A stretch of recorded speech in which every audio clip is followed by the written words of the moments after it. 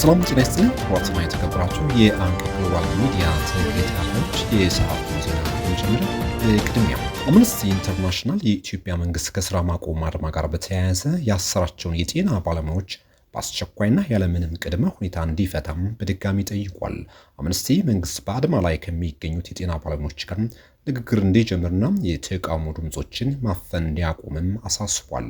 ድርጅቱ ይህን ያለው ሮብ ዕለት 9 የጤና ባለሙያዎች በከፍተኛው የፌዴራል ፍርድ ቤት መቅረባቸውን አስመልክቶ ባወጣው አጭር መግለጫ ነው። ፍርድ ቤቱ ችሎቱ ለመርማሪ ፖሊስ ተጨማሪ 8 የምርመራ ቀናት መፍቀዱ ተገልጿል።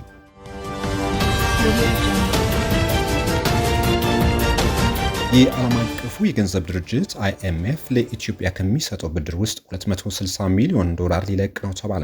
ኢትዮጵያና የዓለም አቀፉ የገንዘብ ድርጅት ባለሙያዎች በተራዘመ የብድር አቅርቦት ሶስተኛ ግምገማ ላይ ከስምምነት ደረሱ።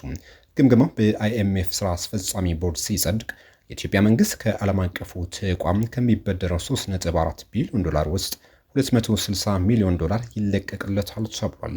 የIMF ቦርድ ግምገማውን ከማጽደቁ በፊት የኢትዮጵያ መንግስት ከይፋዊ አበዳሪዎቹ ጋር የመግባቢያ ስምምነት ላይ ይደርሳል ተብሎ ይጠበቃል። ይህንን ዛሬ አርብ ግንቦት 22 2017 ዓ.ም ይፋ ያደረጉት ከሁለት ወር ገደማ በፊት ወደ አዲስ አበባ መጥቶ የነበረውን የIMF የባለሙያዎች ቡድን የመሩት አልቫር ፒርስ መሆናቸውን ተገልጿል።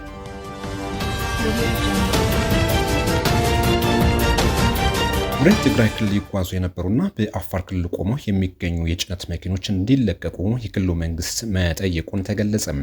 የሸቀጥ ጭነት ይዘው በአፋር ክልል በኩል ወደ ትግራይ ይጓዙ የነበሩ መኪኖች ምክንያቱ ባልታወቀ ሁኔታ በአፋር ክልል እንዳይንቀሳቀሱ መደረጋቸውን የትግራይ ክልል መንግስት አስታወቀ። ክልሉ የፌዴራል መንግስት መፍትሄ እንዲሰጠውም ጠይቋል። የትግራይ ክልል ጊዜያዊ አስተዳደር የንግድና ሰነድ ኤጀንሲ ለንግድና ቀጠናዊ ትስስር ሚኒስቴር ዶክተር ካሳሁን ጎፌ በጻፈው ደብዳቤ ወደ ትግራይ ክልል ጭነት ይዘው የሚጓጓዙ ተሽከርካሪዎች መከልከላቸውን አስታውቆ ማብራሪያ ጠይቋል። የክልሉ ቴሌቪዥን በበኩሉ ሁሉም የጭነት መኪኖች ህጋዊ መሆናቸውን የሚገልጽ ሰነድ ያላቸው ቢሆንም እንዳይጓዙ የተደረገበት ምክንያት እንዳልተገለጸላቸው አስታውቋል። በጭነት መኪኖቹ ክልከላ ዙሪያም ከፌዴራል መንግስትም ይሁን ከአፋር ክልል በኩል የተባለ ነገር አለመኖሩን አመልክቷል። በአፋር ክልል ወደ ትግራይ በሚወስደው መንገድ ብቻ ሳይሆን በአማራ ክልል በወልዲያ በኩል ወደ መቀለ በሚወስደው መንገድ ላይ የጭነት መኪኖቹ እንዳያልፉ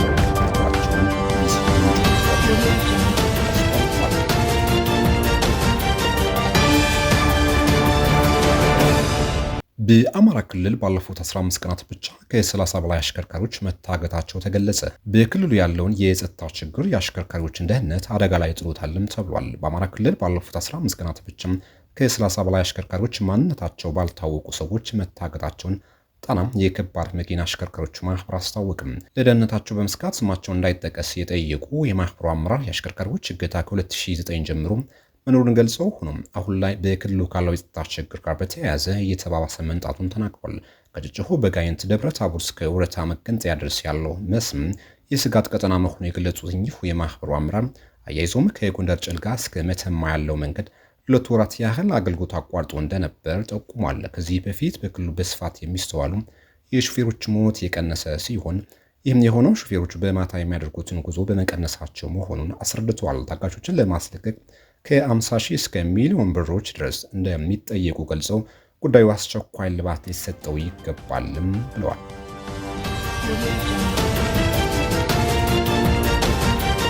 የኢትዮጵያ ሀገራዊ ምክክር ኮሚሽን የፌዴራል ተቋማትና ማህበራት የምክክር ምዕራፍ ዛሬ በሚሊኒየም አዳራሽ በይፋ ጀምሯል። መድረኩን በንግግር የከፈቱት የኮሚሽኑ ዋና ኮሚሽነር መስፍን አርአያ የጋራ እሴቶቻችን የሚጎዱ የሀሳብ ልዩነቶችና አለመግባባቶች ጦር አማዘው ብዙ ዋጋ አስከፍለውናል ብለዋል። ዛሬ የተጀመረው የፌዴራል ተቋማትና ማህበራት የምክክር መድረክ 14ኛ አጀንዳ የማሰባሰብ መድረክ መሆኑን ዋና ኮሚሽነሩ ገልጿል። በተለያዩ ምክንያቶች በምክክሩ ሂደት ላይ ያልተሳተፉ አካላትና የማህበረሰብ ክፍሎች የሂደቱን አካል እንዲሆኑ መንግስትን ጨምሮ ባለድርሻ አካላት ድጋፍ ማድረግ እንደሚጠበቅባቸው ዋና ኮሚሽነሩ መልእክት አስተላልፏል። ዛሬ የተጀመረው የፌዴራል ተቋማትና ማህበራት የምክክር መድረክ እንደ ሀገር የገጠሙን ችግሮች ለመፍታት የሚያግዝ መሆኑን ገልጿል። ለ3 ቀናት በሚቆየው በዚህ የአጀንዳ ማሰባሰብ የምክክር ምዕራፍ የተለያዩ የፌዴራል ባለድርሻ አካላት የወከሉ ከ800 በላይ የተቋማትና ማህበራት ወኪሎች የሂደቱ ተሳታፊዎች ይሆናሉ ተብሏል።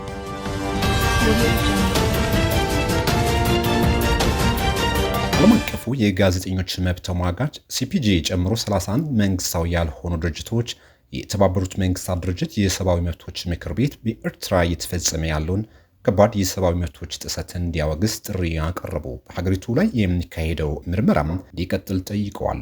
ድርጅቶቹም በኤርትራ እየተፈጸመ ነው ብለው ከዘረዘሯቸው ሰብአዊ መብቶች ጥሰቶች ውስጥ በዘፈቀድ የሚደረጉ ስርዓቶች፣ ያለ ፍርድ ቤት ትዕዛዝ ጋዜጠኞችን ለእስር መዳረግ፣ ፍትሐዊ የፍርድ ሂደት መብት መጣስ፣ ማሰቃየት እና በሀገር ውስጥ ተቃዋሚዎች ላይ የሚፈጸሙ ጥቃቶችን ይገኙበታል። የኤርትራ የሰብአዊ መብቶችን እንዲመረምር የተቋቋመው ኮሚቴ በቀጣይ ሐምሌ ወር የስራ ጊዜውን እንዲያጠናቅቅ የጠቆሙት ድርጅቶቹ ምክር ቤቱ በመጪው ሰኔ ወር ላይ በሚደረገው ስብሰባዊ ኮሚቴውን የስራ ጊዜ እንዲያራዝምም ጠይቋል። ሲፒጂ በጎርጎሮሳውያኑ ታህሳስ 1 2024 ባወጣው የቅርብ ጊዜ ዓመታዊ ዓለም አቀፍ የጋዜጠኞች እስር ጥናት መሰረት ኤርትራ ከሰሃራ በታች ካሉ የአፍሪካ ሀገራት የጋዜጠኞች እስር ቤት ሆና መቀጠሏ የጠቆመ ሲሆን 16 ጋዜጠኞች ያለ ክስ ወይም ያለ ፍርድ ታስረው እንደሚገኙ አመለክቷል። ከእነዚህም ውስጥ 13ቱ ከ1993 ዓ.ም ጀምሮ በእስር ላይ የሚገኙ ናቸው ተብሏል። ክቡራን የእንቅ ግሎባል ሚዲያ ተከታታዮች ለሰዓቱ የነበሩ ዜናዎች እነዚህ ይመስሉ ነበር።